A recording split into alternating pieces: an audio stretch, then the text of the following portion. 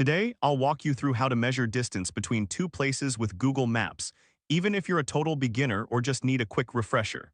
By the end of this guide, you'll know exactly how to accurately measure distances so you can plan your trips or assess travel times effectively. To get started, open your preferred web browser and navigate to Google. You can do this by typing Google into your search bar and hitting enter. This is the first step in accessing the powerful tools Google offers. Once you're on the Google homepage, look for the grid icon at the top right corner of the page. This is known as the Apps icon. Click on it to reveal a menu of Google services. Think of this as opening a toolbox where you can find the right tool for your task. From the Apps menu, select Maps. This will take you directly to Google Maps where all the magic happens. Don't worry if your dashboard looks slightly different. Google updates its interface regularly.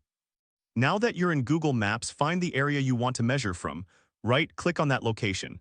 This action will bring up a context menu with various options. In the menu that appears, click on Measure Distance. This option allows you to start measuring the distance from your selected point. It's similar to using a ruler to measure the length of an object, but in this case, you're measuring across a map. Next, click on the area you want to measure to. This will create a line between your starting point and your destination. You can think of this as drawing a straight line on a piece of paper to connect 2 points. After you've selected your destination, you will see the distance displayed on the screen. To finalize your measurement, click on Distance to Here. This will give you the exact distance between the two locations in either kilometers or miles, depending on your settings. And there you have it. You've successfully measured the distance between two places using Google Maps.